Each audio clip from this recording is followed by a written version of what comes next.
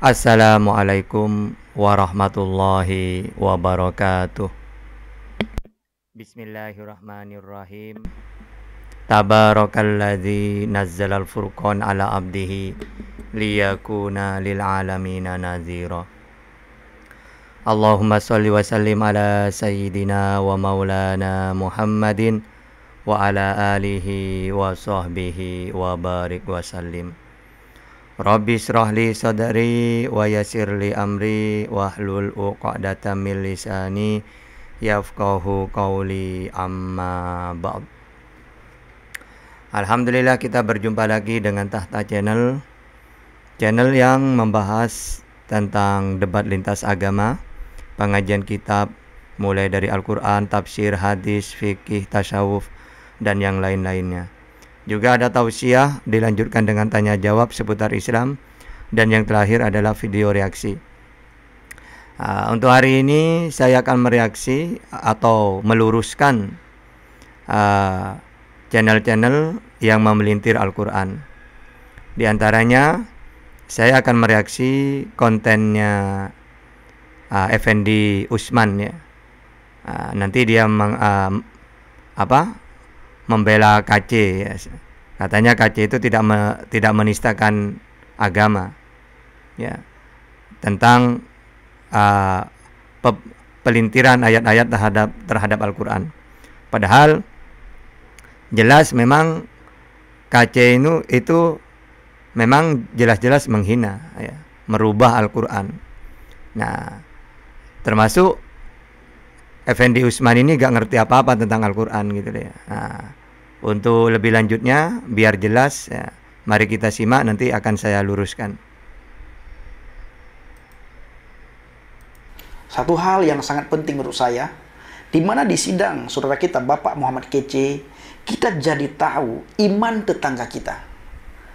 Di mana sebelumnya saudaraku, mereka selalu bernuduh kita, termasuk Ustadz Firanda, sering berkata bahwa iman kekristenan itu adalah iman yang buta, taklid buta, dia katakan.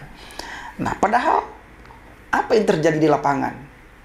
Di sidang Bapak Muhammad Kece, kita jadi tahu. Oke, saya luruskan dulu, ya.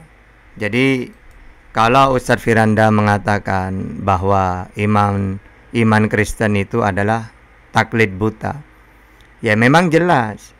Yang dikatakan taklid buta itu maksudnya apa? Mereka tidak memahami ajaran Yesus, tapi mengimani Yesus, padahal kalau diteliti pakai Bible 100% tidak sejalan.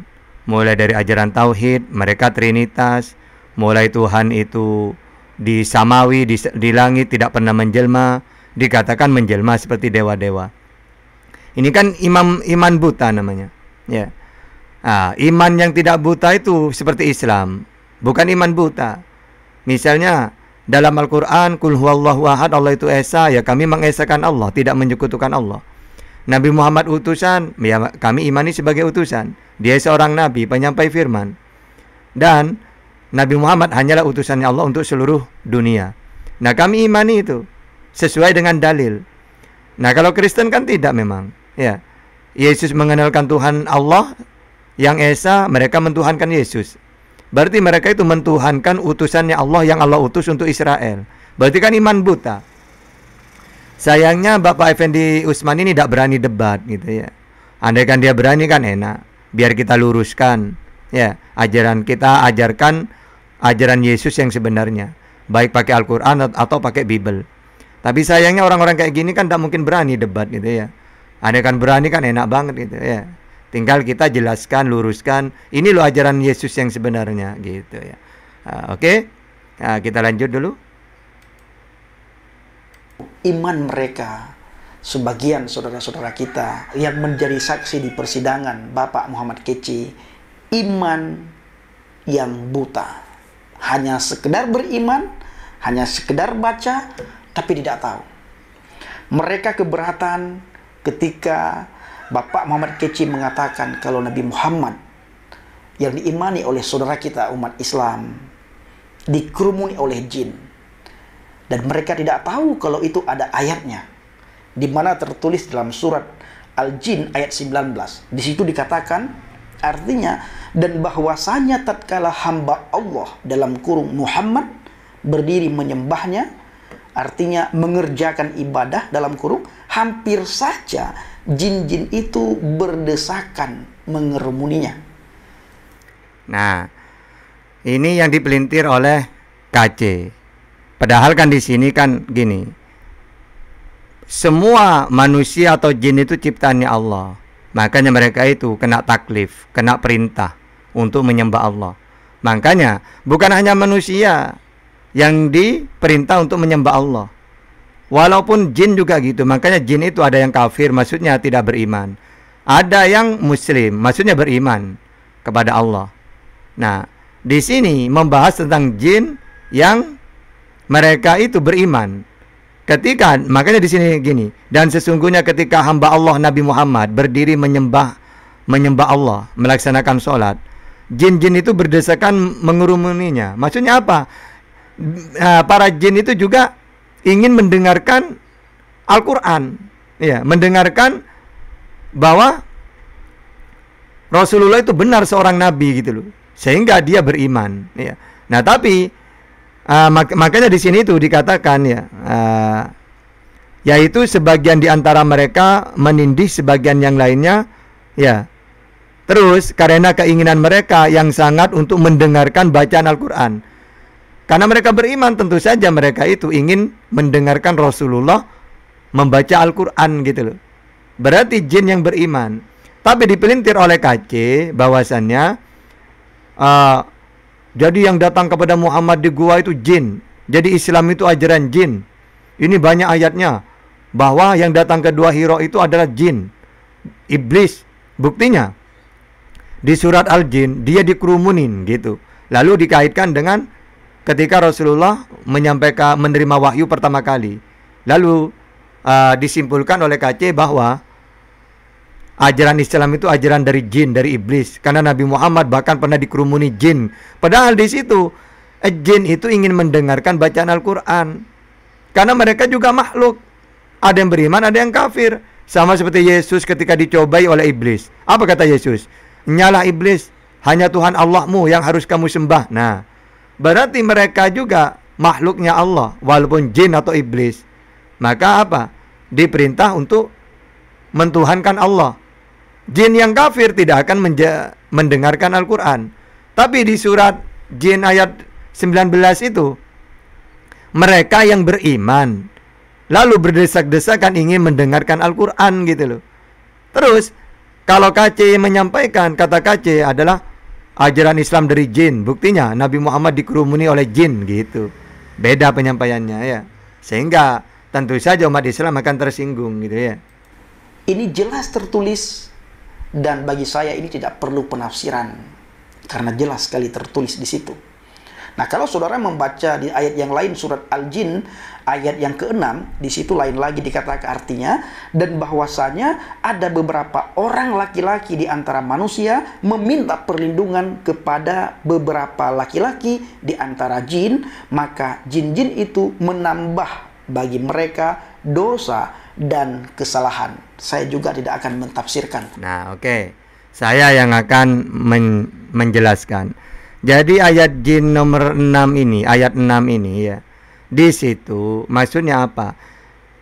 Ketika jin itu belum beriman kepada Allah, maka mereka sering menyesatkan manusia. Makanya baca dari nomor 4. Bismillahirrahmanirrahim. Wa annahu kana yaqulu safihuna 'ala Allahi syatata. Dan sesungguhnya orang-orang bodoh di antara kami dahulu selalu mengucapkan perkataan yang melampaui batas terhadap Allah. Jadi apa? Mereka itu tidak beriman kepada Allah, gitu loh.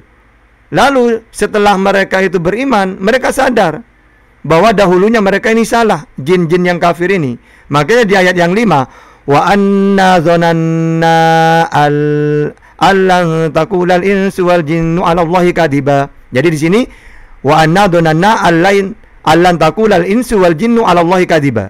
Dan sesungguhnya kami mengira bahwa manusia dan jin itu tidak akan mengatakan perkataan yang dusta terhadap Allah. Bahkan ayat 6-nya, wa annahu kana rijalun minal insi ya'uduna birijalin minal jinni fazaduhum rohaqo. Nah, di sini, dan sesungguhnya ada beberapa orang laki-laki dari kalangan manusia yang meminta perlindungan kepada beberapa laki-laki dari jin. Tetapi mereka jin menjadikan mereka manusia bertambah sesat. Jadi, ketika jin ini belum mengenal Allah, ya di ayat nomor 4, 5, 6-nya, mereka seling manusia itu minta tolong kepada mereka. Akhirnya oleh mereka disesatkan. Ya, wong jin kafir ini, gitu loh ya. Makanya jin di situ Allah menceritakan bahwa jin ini ya ketika sebelum mereka mengenal Allah karena kafir, sering manusia minta tolong kepada para jin. Lalu oleh jin ini disesatkan, gitu loh. Nah, itu cerita dalam ayat itu seperti itu. Nah, tapi kalau KC dipelintir, Islam ajaran jin lah. Karena Nabi Muhammad dikerumuni jin, berarti Al-Quran itu dari jin, berarti yang datang di Gua Hiro itu adalah jin. Nah, banyak channel-channel konten-kontennya monolognya KC seperti itu penjelasannya ya. Tentu saja ini penistaan namanya ya, karena tidak sesuai dengan keterangannya. Saya hanya baca, nanti biarlah teman-teman, para subscriber, para penonton channel Injil Habaget yang menafsirkan sendiri. Nah, saudara kita umat Islam juga sangat keberatan ketika dikatakan bahwa semuanya masuk neraka. Semuanya.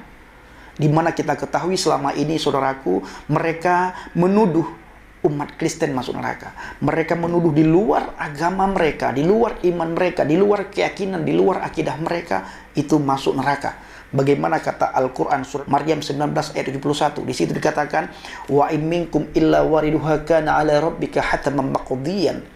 Semua orang di antara kamu akan mendatangi neraka. Hal itu bagi Tuhanmu suatu kemestian yang sudah ditetapkan. Semua orang. Saya tidak akan mentafsirkan ayat karena nanti dianggap penistaan Al-Quran. Oke, saya jelaskan ya. Jadi di ayat itu harusnya baca dari ayat ya, apa ya? Dari ayat sebelumnya. Ya, di sini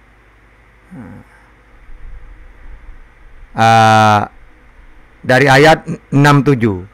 Jadi ini bukan cuma membahas Islam, semua manusia di sini. Coba baca ayat 67-nya.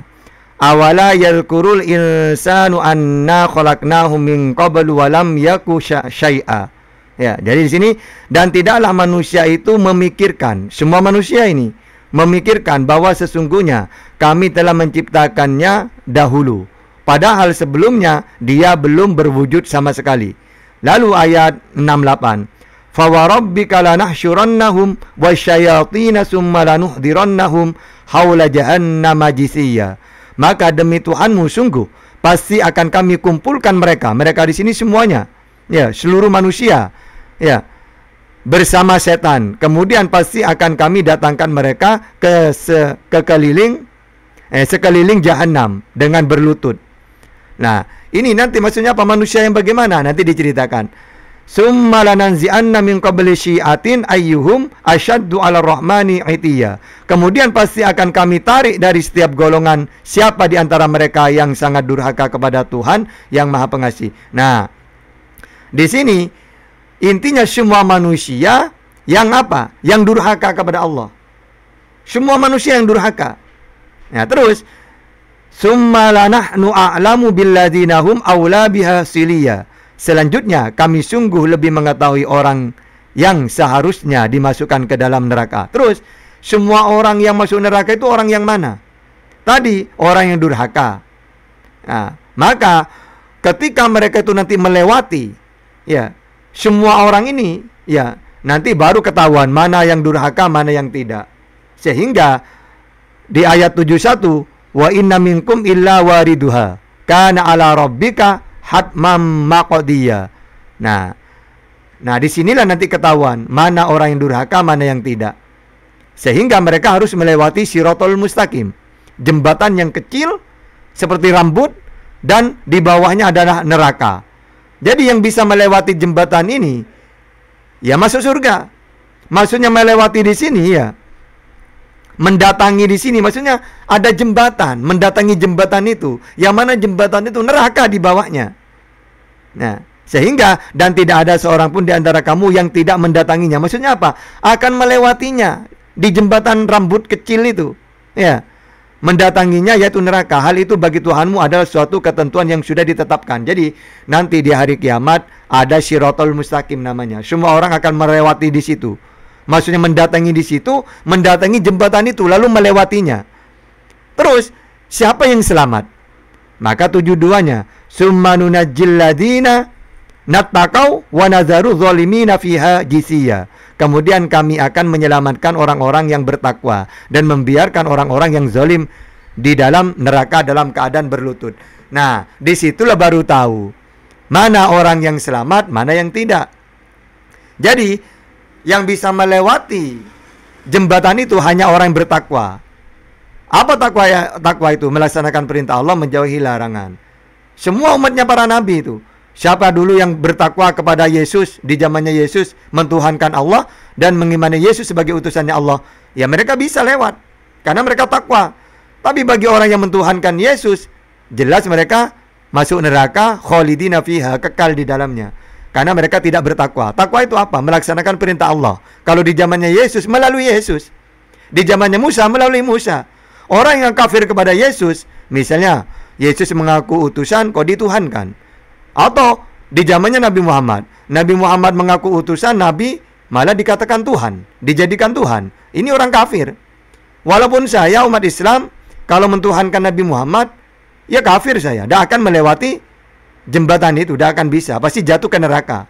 Begitu juga andaikan saya di zamannya Yesus. Yesus mengaku utusan untuk Israel. Hai Israel, Tuhan kita, Tuhan Allah itu Esa. Aku diutusannya kepada domba-domba yang hilang dari Israel.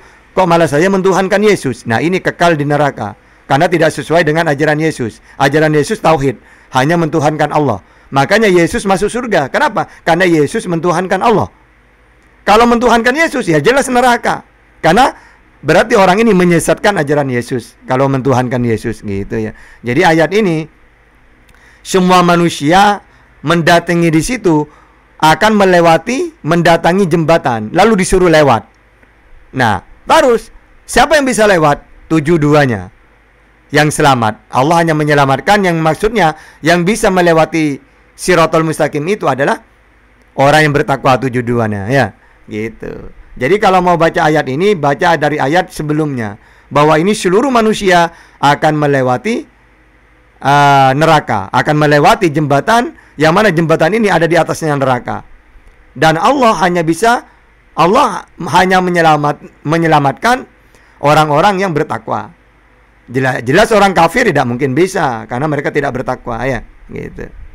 Biarlah saudara kita sendiri yang akan mentafsirkan ayat yang baru saja saya bacakan dan yang sering dibacakan oleh Bapak Muhammad Kaci. Nah, saudaraku, mereka juga tidak pernah lupa mengatakan kepada kita semuanya bahwa kalau kamu membaca satu ayat, harus membaca ayat berikutnya. Di dalam ayat 72 di situ dikatakan bahwa thumma nunajjil ladzina taqaw wa nadzaru dzalimina fiha hathiyan. Kemudian kami menyelamatkan orang-orang yang bertakwa dan membiarkan orang-orang yang zalim di dalam neraka dalam keadaan berlutut. Artinya saudaraku, tetap pertamanya itu mengunjungi neraka, tetap masuk neraka. Tetapi setelah masuk neraka, baru kalau saudara melihat dalam surat Maryam ayat 72, menyelamatkan orang-orang yang bertakwa. Kemudian kami akan menyelamatkan. Arti akan itu apa? Contohnya, saya akan makan. Berarti saya belum makan, cuma saya akan makan. Belum tentu saya makan nantinya. Saya akan pergi ke Aceh dan saya belum pergi, tapi saya akan. Akan itu bukan satu hal yang pasti.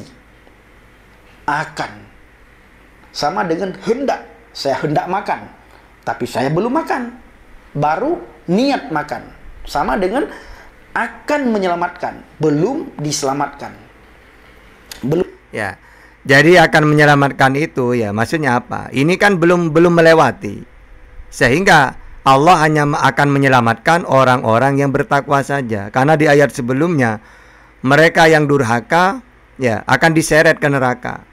Nah, sebelum diseret itu, sebelum jatuh, dia akan mendatangi jembatan itu, lalu disuruh lewat. Nah, coba dalam Islam ada namanya Shiratal Mustaqim namanya. Jembatan yang mustaqim. Jadi kecil seperti rambut, tajam. Nah, tentu saja yang bisa melewati adalah 72 orang yang bertakwa. Hanya itu yang Allah selamatkan. Orang kafir tentu saja, apalagi penyembah manusia misalnya, penyembah berhala, ya tidak mungkin lolos. Tidak mungkin bisa melewati jembatan yang tajam kayak gitu. Ya, makanya kita itu harus banyak amal-amal soleh, bertakwa. Takwa itu kan melaksanakan perintah, menjauhi larangan. Itu namanya takwa. Nah, jadi seluruh manusia akan melewati jembatan itu. Dan hanya orang yang bertakwa yang Allah selamatkan. Gitu ya ayat itu ya. Kalau kita baca dari ayat-ayat sebelumnya.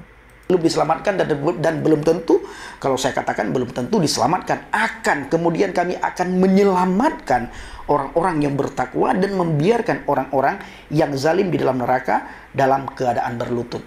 Nah, jadi saudaraku, tetap semua orang itu masuk neraka kalau saudara melihat dalam surat Maryam 19 ayat 71. Nah, mereka juga sangat keberatan ketika dikatakan bahwa orang tuanya Nabi Muhammad berada di dalam neraka. Adakah ayatnya? Ada di dalam sebuah hadis. Di situ dikatakan, telah menceritakan kepada kami Abu Bakar bin Abu Syaiban, menceritakan kepada kami Affan, menceritakan kepada kami Hamad bin Salamah dari Sabit, dari Anas, bahwasanya seseorang berkata, wahai Rasulullah, di manakah bapakku? Rasulullah bersabda, di dalam neraka. Maka ketika orang itu beranjak pergi, Rasul pun memanggilnya. Maka Rasul berkata, sesungguhnya bapakku dan bapakmu ada di dalam neraka. Nah, dalam hari-hari ini saudaraku, kita mendengar dari sebagian ustadz mengartikan hadis ini. Mereka mengatakan bahwa hadis yang baru saja saudara dengar, yang baru saja saya baca, itu dianggap hadis yang lemah, hadis yang dhaif. Biasa, di saat menguntungkan mereka berkata itu hadis yang sahih, di saat tidak menguntungkan mereka mengatakan itu adalah hadis yang dhaif. Oke, saya akan jelaskan tentang hadis tersebut ya. Mau hadis dhaif atau apapun, tapi kami bisa menjelaskan. Jadi yang dimaksud hadis di situ adalah, pertama, memang Rasulullah, maka dalam Islam itu jangan bertanya sesuatu yang tidak manfaat. Takutnya nanti jawaban itu akan menyedihkan, merugikan dirimu, atau membuat dirimu sedih. Contohnya, ada orang bertanya, sudah tahu orang tuanya adalah seorang yang tidak beriman, lalu nanya ke Rasulullah, ya Rasulullah, orang tuanya meninggal tapi tidak beriman. Lalu dia tanya, ya Rasulullah, di mana ayahku? Loh, wong ayahnya itu tidak beriman. Lalu nanya, sedangkan orang kafir kan tidak mungkin masuk surga. Akhirnya kata Rasulullah, di neraka. Tiba-tiba orang itu sedih. Makanya untuk apa dia bertanya gitu loh. Ya, akhirnya ketika dijawab bersedih. Nah, Rasulullah supaya orang ini tidak bersedih, maka Rasulullah mengatakan ayahku dan ayahmu di neraka, supaya orang ini tidak sedih. Ya. Makanya kata ulama di situ itu paman, maksudnya pamannya Rasulullah seperti Abu Lahab gitu ya. Karena mereka memang tidak beriman, atau Abu Jahal gitu loh. Karena memang ada pamannya Rasulullah yang tidak yang tidak beriman, lalu meninggal dalam keadaan kafir. Tentu saja mereka di neraka. Sehingga kata ulama, maksudnya itu paman. Loh, kok bisa? Iya, karena orang tuanya Rasulullah, kalau kita menguasai Quran dan hadis enak bisa menjelaskan. Gini, karena orang tuanya Rasulullah hidup di masa fatrah. Fatrah itu kosong dari kenabian. Orang itu dikatakan kafir, syaratnya harus ada utusan dulu. Ya. Ketika Allah mengutus utusan, lalu utusan itu mengajarkan tauhid, mengenalkan Tuhan yang benar, kok tidak beriman? Maka yang tidak beriman ini adalah kafir. Nah, tapi kalau Allah belum mengutus utusan, maka mereka tidak ada orang kafir. Satu kaum pun tidak ada yang kafir kalau Allah belum mengutus utusan. Dalilnya mana? Dalam Al-Quran. Wa ma kunna mu'adzibina hatta nab'atsa rasula. Allah tidak akan menghukum suatu kaum sebelum Allah mengutus utusan dulu. Misalnya, di Arab. Sebelum Rasulullah itu diutus, maka fatrah, tidak ada nabi-nabi, tidak ada yang dakwah di sana, sehingga mereka ini tidak dikatakan kafir. Nah, contohnya orang tuanya Rasulullah, ayahnya meninggal ketika Rasulullah masih di kandungan, sedangkan ibunya meninggal ketika Rasulullah berumur 6 tahun. Sedangkan Rasulullah diutus ketika Rasulullah berumur 40 tahun. Berarti kedua orang tuanya tidak menututi Rasulullah diutus, maka tidak bisa dikatakan kafir. Dalilnya, Allah tidak akan menghukum suatu kaum sebelum Allah mengutus utusan. Jadi, ayahnya Nabi, kedua-duanya tidak bisa divonis neraka, bahkan tidak bisa dikatakan kafir.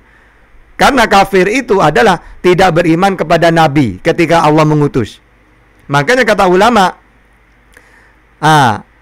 bayi pun tidak akan disiksa walaupun dia lahir dari seorang kafir.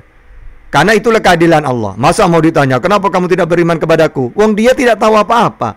Mulai dia lahir 1 tahun, 2 tahun, 3 tahun, 4 tahun, kan tidak ngerti apa-apa. Masa dipaksa beriman kepada Allah? Makanya dalam Islam itu nunggu balik.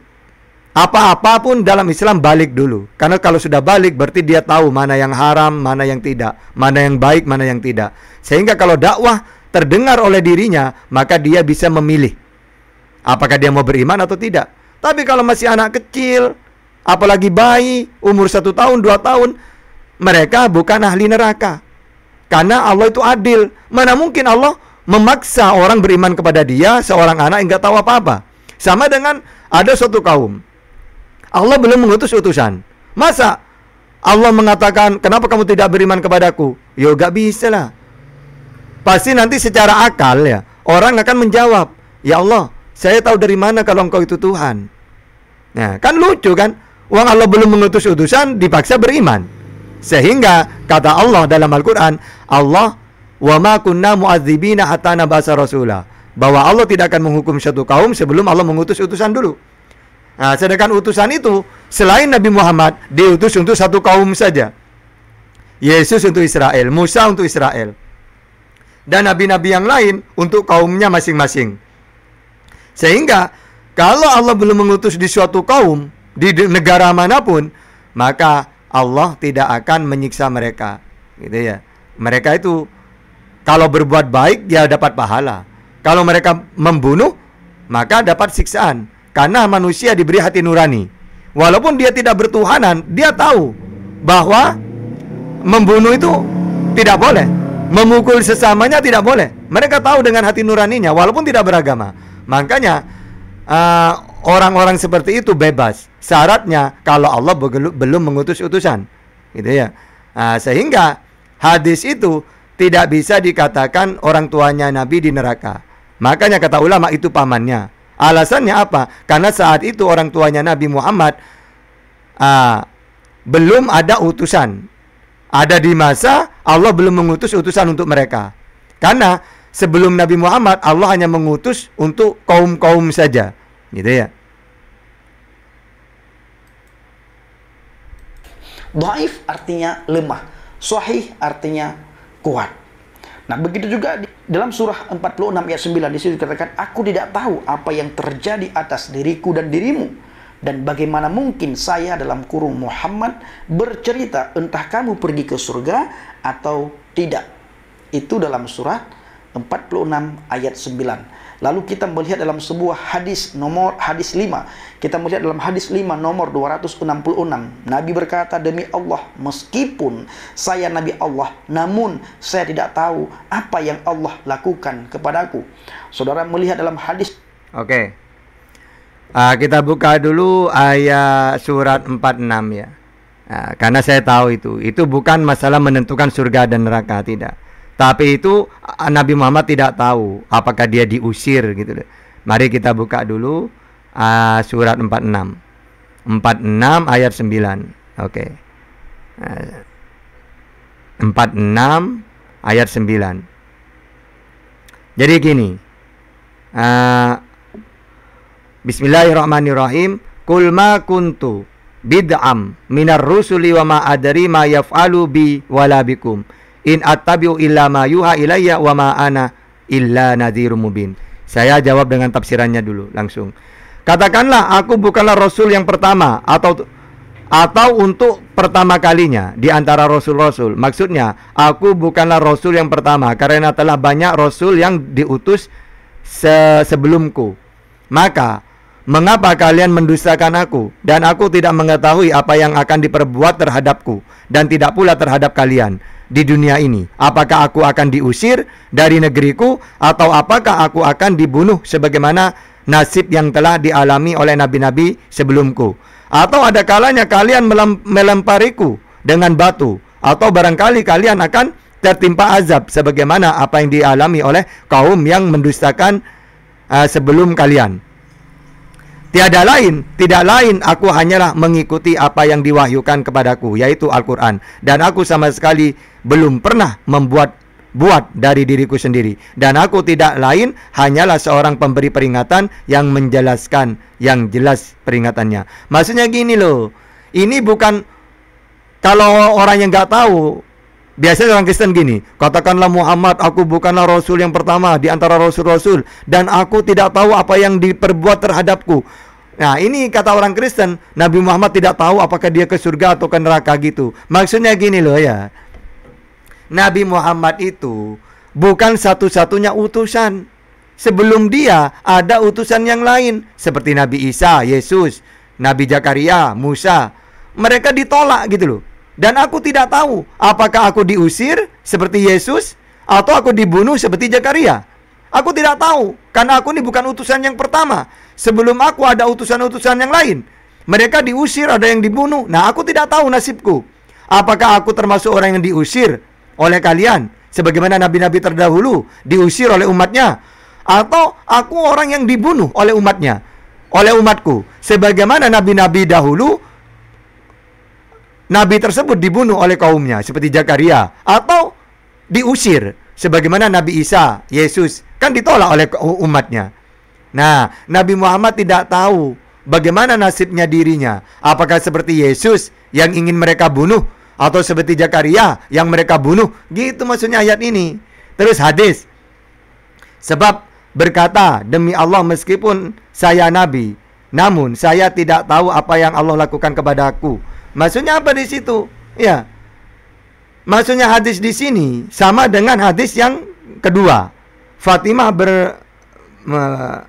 beramallah banyak karena aku tidak dapat menyelamatkan kamu. Maksudnya gini loh, para nabi itu tugasnya hanya menyampaikan. Lah masalah keselamatan itu urusannya Allah.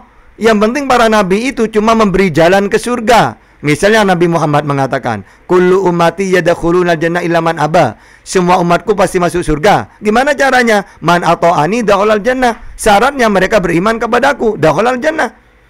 Apa saja yang diikutin dari Nabi Muhammad? Nabi Muhammad mentuhankan Allah, kita mentuhankan Allah. Nabi Muhammad memerintahkan sholat puasa, kita sholat puasa. Begitu juga Yesus, tidak bisa berbuat apa-apa. Tugasnya hanya menyampaikan, mengajak manusia ke jalan Allah.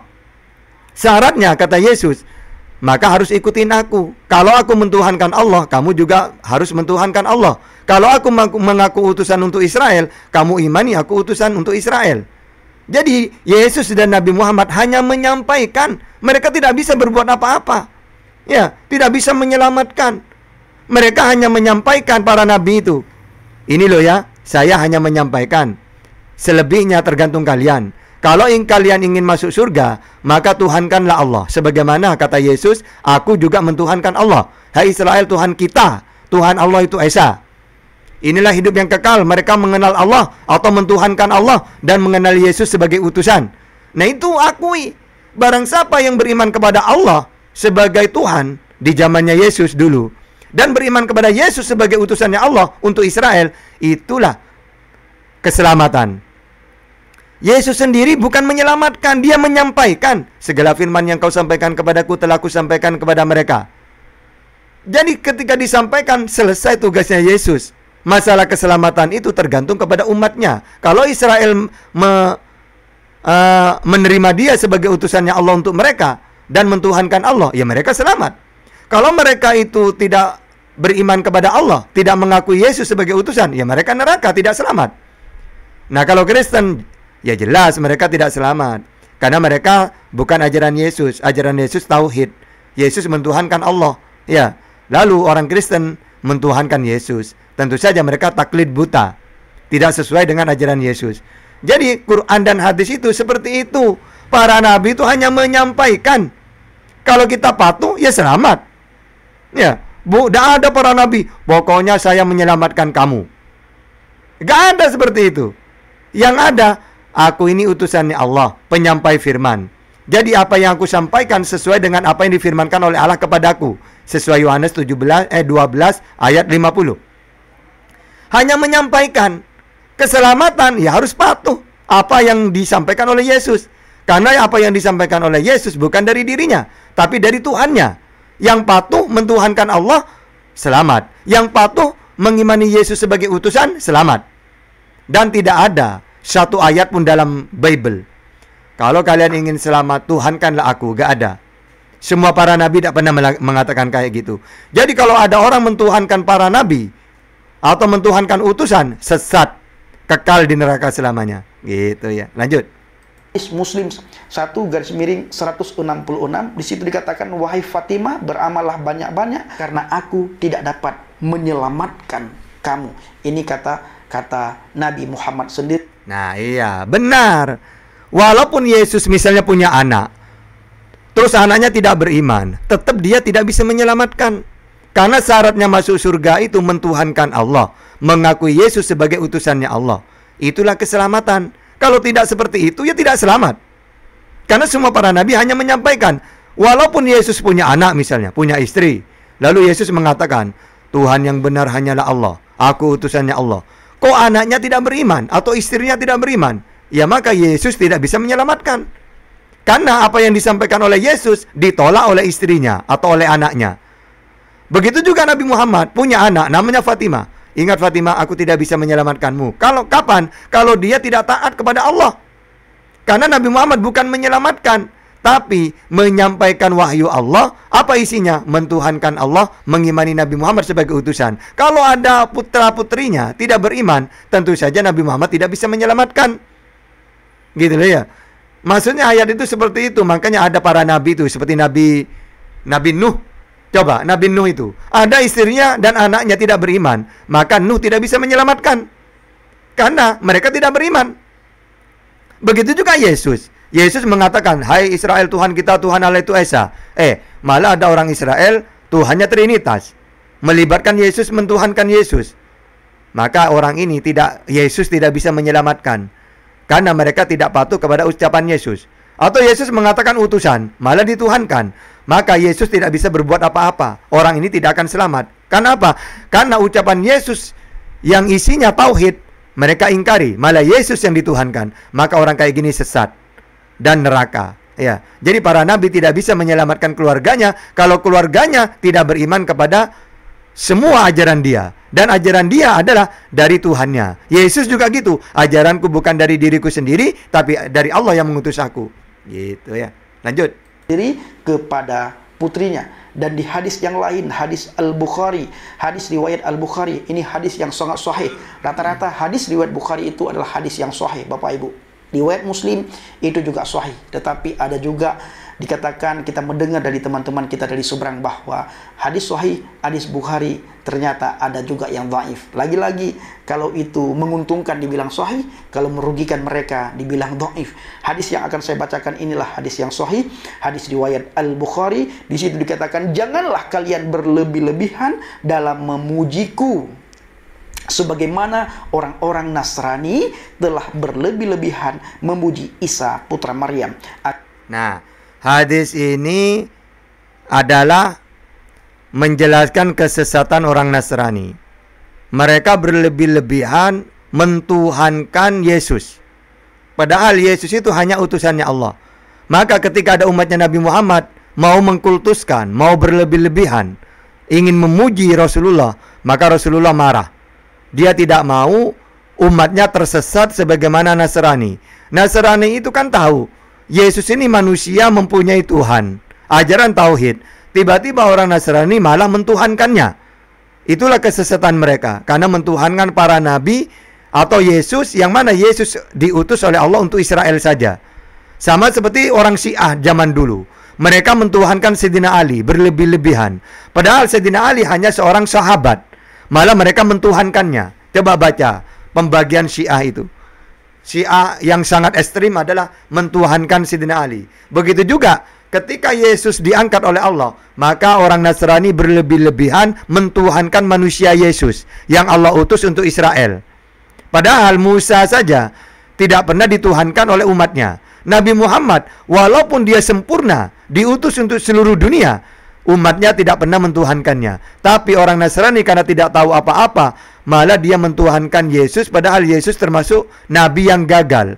Dia diutus untuk satu kaum, tapi ditolak oleh kaumnya, oleh umatnya. Tapi setelah dia tidak ada, malah ada orang-orang yang bodoh, tidak tahu apa-apa, karena ajaran pagan, mentuhankan manusia, akhirnya Yesus dianggap jelmaan Tuhan.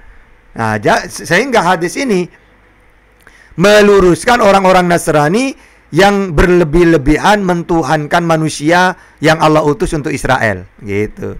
Makanya kita itu harus cerdas. Masa manusia mau dituhankan? Wong manusia itu sudah mengatakan, aku ini utusannya Allah untuk Israel. Tuhan yang benar hanyalah Allah. Kan bodoh kalau kita mentuhankan dia. Kecuali dia mengatakan, ingat ya, saya ini bukan utusan, saya ini Tuhan, saya tidak menerima firman. Karena saya sendiri adalah firman Tuhan itu sendiri. Kecuali seperti itu. Tapi nyatanya berapa ribu, ya, berapa puluh hadis mengatakan, hai Israel, Tuhan kita, Tuhan Allah itu Esa. Aku diutus hanya kepada domba-domba yang hilang dari Israel. Ajaranku bukan dari diriku sendiri, tapi dari Allah yang mengutus aku. Aku bersyukur kepadamu Bapa Tuhan langit dan bumi. Pergilah Yesus semalaman dia berdoa kepada Allah. Bahkan ketika dia menghidupkan Lazarus, dia berdoa dulu kepada Allah. Lalu dia minta mukjizat untuk menghidupkan Lazarus. Masa udah jelas-jelas dia mengatakan manusia yang mempunyai Tuhan, malah dirinya yang dituhankan. Sehingga ayat ini menjelaskan atau membongkar kebodohan orang Nasrani yang sudah mengkultuskan atau berlebih-lebihan mentuhankan manusia, menganggap manusia ini adalah bagian dari Tuhan. Inilah kesesatan orang-orang jahiliyah. Di Arab juga gitu. Mereka menyembah Lata Uzza Manat, dianggap bagian dari Allah, anaknya Allah. Kenapa kamu walain sa'altahum man khalaqas samawati wal ard wa syahara syamsa wal qamar la yakulana Allah? Kamu tahu Tuhan yang benar itu Allah, tapi kenapa kamu menyembah berhala? Lata Uzza Manat. Apa kata mereka? Iya, kami tahu Tuhan yang benar itu Allah, tapi kami menyembah berhala ini karena berhala ini anaknya Allah, pelantara. Menyembah berhala sama dengan menyembah Allah. Begitu juga orang Nasrani. Kamu tahu kan Tuhan yang benar Allah yang dikenalkan oleh Yesus? Kenapa kalian mentuhankan Yesus juga? Iya, karena Yesus ini anak Allah, pelantara. Ya, menyembah Yesus sama dengan menyembah Allah. Berarti sama dengan ajaran pagan orang-orang Arab dulu. Menyembah berhala sama dengan menyembah Allah. Kalau orang Nasrani menyembah Yesus, mentuhankan Yesus sama dengan mentuhankan Allah. Nah, inilah ajaran pagan-pagan zaman dulu. Ya, tidak ngerti tentang ketuhanan. Kalau Muhammad, Yesus, Musa kenal Tuhan, makanya mereka mentuhankan Allah dan mengajak umatnya mentuhankan hanya kepada Allah, gitu ya. Lanjut. Aku hanyalah hambanya, maka katakanlah Abdullah wa Rasuluhu. Nah, saudaraku yang dikasih Tuhan, para subscriber, pencinta channel Injil Habaget, inilah yang terjadi pada saudara-saudara kita dari seberang. Dan kita sangat tahu bagaimana iman mereka di saat terjadi kasus Bapak Muhammad Kece. Oke, yang terakhir jadi apa ya? Kita jangan berhenti untuk berdakwah. Sebaiknya kalau orang Kristen itu jangan diajak debat kalau tentang Islam. Suruh saja mereka bertanya, karena mereka tidak tahu apa-apa tentang Islam. Kalau cuma baca Quran banyak yang bisa, tapi untuk menguasai Al-Quran nggak bisa. Karena saya sendiri seorang santri 10 tahun di pesantren. Untuk memahami Al-Quran harus tahu asbabun nuzul, tafsir, nahu, syarab, balaghah. Nanti isinya ilmu badi', bayan, ma'ani, ilmu lugat, minimal 15 ilmu, baru bisa menguasai Al-Quran. Nah, kalau mereka ini nggak tahu apa-apa mereka. Juga jangan berhenti menginjili mereka, karena rata-rata mereka tidak paham ajaran Yesus menurut Bible. Kalau kita umat Islam kan sudah kita baca, karena Bible itu tinggal kita baca, kita pahami. Karena ibaratkan sirah nabawiyah. Makanya saya ingin debat dengan Effendi Usman ini. Tapi saya yakin dia tidak mungkin berani gitu ya. Karena dia tidak paham Bible, juga tidak paham Al-Quran. Kalau kita tanya siapa Yesus menurut Bible dan menurut Al-Quran, saya yakin 100% tidak mungkin berani dia. Sehingga mendingan mereka ini ajak suruh bertanya saja. Jangan ditanya. Wong Biblenya sendiri dia tidak tahu, kok mau diajak debat. Ya kasihan gitu ya. Mungkin itu saja yang ingin saya sampaikan. Mudah-mudahan manfaat barokah. Kita akhiri dengan kafaratul majlis. Bismillahirrahmanirrahim. Subhanakallahumma wa bihamdika asyhadu an la ilaha illa anta astaghfiruka wa atubu ilaik. Akhirul kalam. Assalamualaikum warahmatullahi wabarakatuh.